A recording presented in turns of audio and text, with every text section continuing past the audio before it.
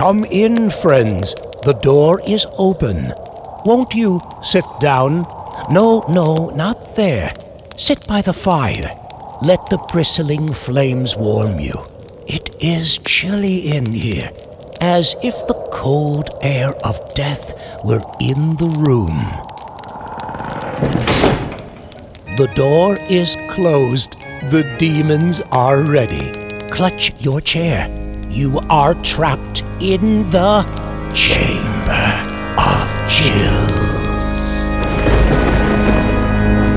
All the stories we tell are true.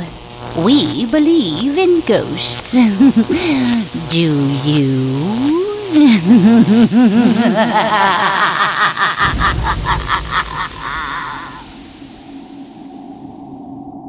Bad evening. Tonight's story is called Men from Mars, brought to you by The Bat. The car lights jabbed the blackness of the night. Inside the moving car, two men sat quietly watching the dark shadows along the road loom up and then disappear. Hey, Joe. How about some music? Sure, Pete. Suddenly, we interrupt this broadcast to bring you an urgent bulletin.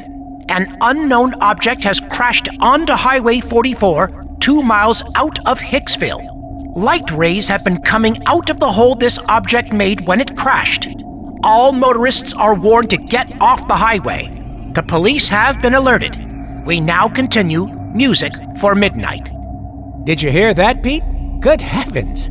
We're on Highway 44 and just 3 miles from Hicksville. So what? Let's go take a look and see what it's all about. Give us a chance to stretch our legs. As the car eased around a sharp curve, mysterious beams of light shot into the car. Wow! The police must have set up floodlights. This light is blinding. Sitting off to one side, Pete wasn't hit fully by the lights as was Joe, and could see the road. His eyes glazed in horror. Joe, turn around! Get out of here! There are no police! It's those things coming out of a hole! Joe, swing the car around! Horror-stricken, Joe twisted the steering wheel and sent the car into a skidding turn.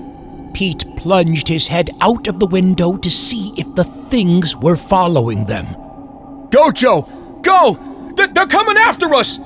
Joe's foot crushed the gas pedal. The car raced ahead, faster. Then Joe, his forehead glistening with sweat squeezed out by fear, turned to Pete, who still had his head out of the window. Well, Pete, it looks like we made it. Whew! Hey, Pete, get your head in. Pete! Joe pulled at the other man's shoulder. Pete crumpled from the window and sprawled back on the seat. The flesh had been eaten away from his head.